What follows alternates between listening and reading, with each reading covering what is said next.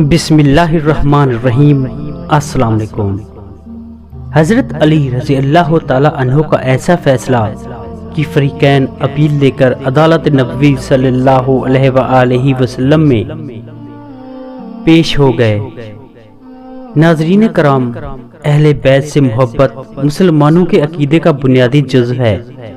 حضور کی حدیث مبارکہ ہے کہ میں علم کا شہر ہوں اور علی رضی اللہ تعالیٰ عنہ اس کا دروازہ۔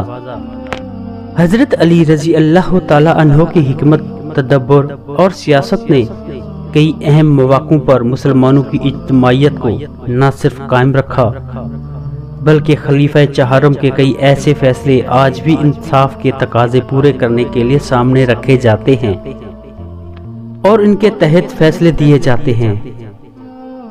حضرت علی رضی اللہ تعالیٰ عنہ کا ایسا ہی فیصلہ یہاں بیان کیا جا رہا ہے جسے نہ صرف رسول کریم صلی اللہ علیہ وآلہ وسلم نے برقرار رکھا بلکہ اہل بیت کی فضیلت اور حکمت سے متعلق ایسا ارشاد فرمایا جو تا قیامت مسلمانوں کے لیے مشعل رہا ہے۔ ایک مرتبہ ملک یمن میں 4 اشخاص ایک کنویں میں گر گئے جو انہوں نے شیر پھنسانے کے لیے کھودا تھا۔ اس واقعے کی تفصیل یہ ہے کہ شیر تو اس کنویں میں گر گیا لیکن اس میں سے ایک کا پیر پھسلا اور اس کنویں میں گرا۔ اس نے اپنی جان بچانے کے لیے بدحواسی میں دوسرے کی کمر پکڑ لی، وہ بھی سنبھل نہ سکا اور گرتے گرتے اس نے تیسرے کی کمر پکڑ لی۔ تیسرے نے چوتھے کو پکڑ لیا، غرض چاروں اس میں گر پڑے اور شیر نے ان چاروں کو مار ڈالا۔ ان مقتولین کے ورثہ آمادہ جنگ ہوئے۔ حضرت علی رضی اللہ تعالیٰ عنہ نے ان کو ہنگامہ و فساد سے روکا اور فرمایا کہ میں فیصلہ کرتا ہوں، اگر وہ پسند نہ آئے تو دربار رسالت میں جا کر تم اپنا مقدمہ پیش کر سکتے ہو۔ لوگوں نے رضامندی ظاہر کی۔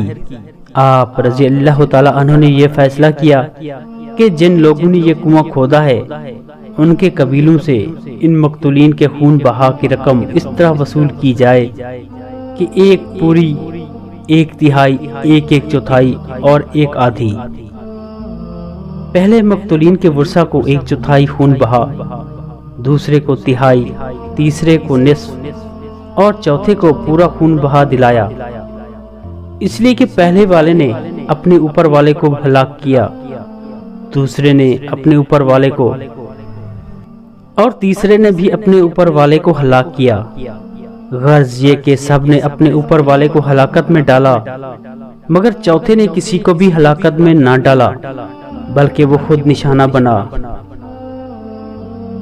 لوگ اس فیصلے سے راضی نہ ہوئے اور حجت الوداع کے موقع پر حضور صلی اللہ علیہ وآلہ وسلم کی خدمت اقدس میں حاضر ہو کر اس فیصلے کا مرافعہ اپیل عدالت نبوی صلی اللہ علیہ وآلہ وسلم میں پیش کی۔ ان حضرت صلی اللہ علیہ وآلہ وسلم نے اس فیصلے کو برقرار رکھا اور فرمایا، خدا کا شکر ہے جس نے ہم اہل بیت میں حکمت کو رکھا ہے۔